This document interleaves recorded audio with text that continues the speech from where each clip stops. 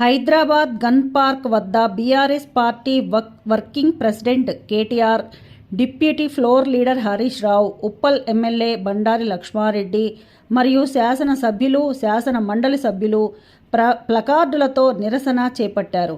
Gun park వద్ద కాంగ్రెస్ బాకీ కార్డులు ప్రదర్శిస్తూ బీఆర్ఎస్ ప్రజాప్రతినిధులు ఆందోళన వ్యక్తం చేశారు.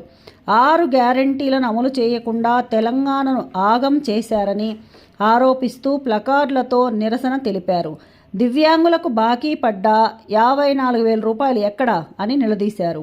నిరుద్యోగులకు హామీ ఇచ్చిన 2 లక్షల ఉద్యోగాలు ఎక్కడా, నిరుద్యోగ భృతి ఏమైంది అంటూ ప్రశ్నించారు. పేదింటి ఆడబిడ్డలకు ఇస్తామని చెప్పిన తులం బంగారం ఏమైందంటూ నిలదీశారు. తెలంగాణ రాష్ట్ర సంపదను దోచుకుంటూ రాష్ట్ర ప్రజలను గాలికి వదిలేసిందని కాంగ్రెస్ ప్రభుత్వంపై తీవ్ర విమర్శలు చేశారు.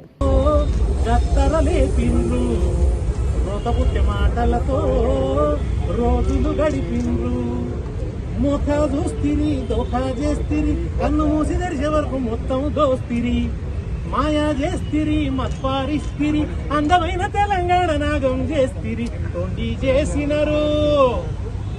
చేసినరు కొడుకో, మొండి చెయ్యి చూపినరు కొడుకా, చేసినరు కొడుకో, మొండి చెయ్యి చూపినరు కొడుకా.